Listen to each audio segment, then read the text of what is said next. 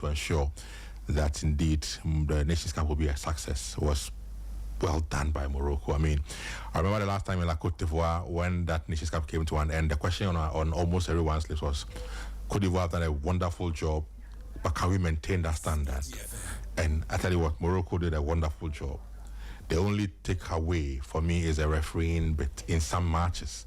But for that... But were the biases that palpable?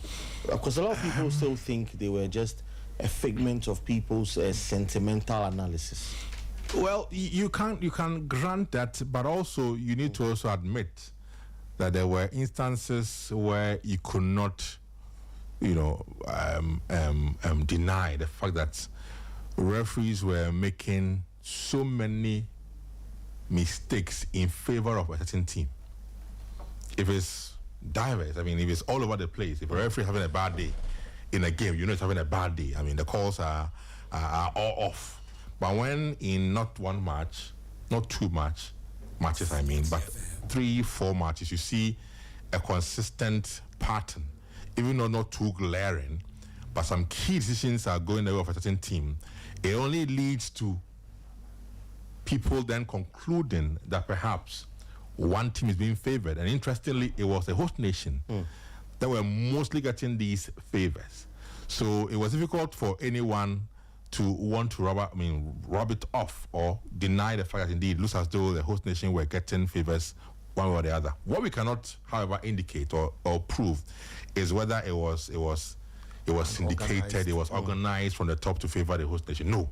Perhaps referees are having a bad day at that stadium, because tell you what, that stadium in Rabat, it takes a lot of guts to be in that arena, in that atmosphere, and be seen.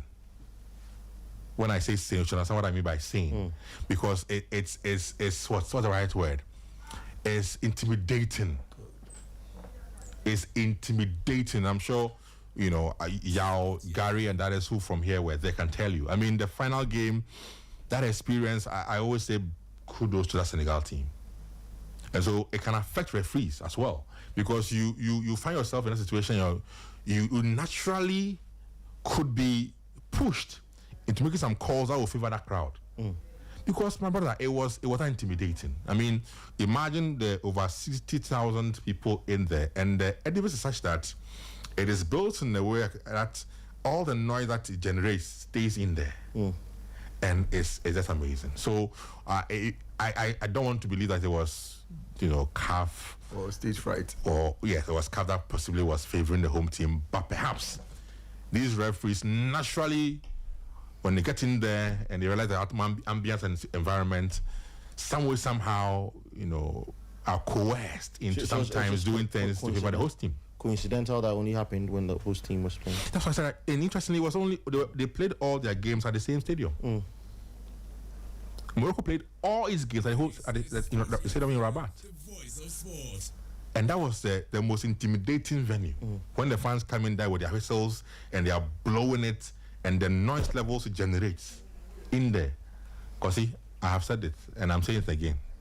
I don't think any player who plays in the Ghana Premier League can play in that stadium, in that environment, if the setting is the same.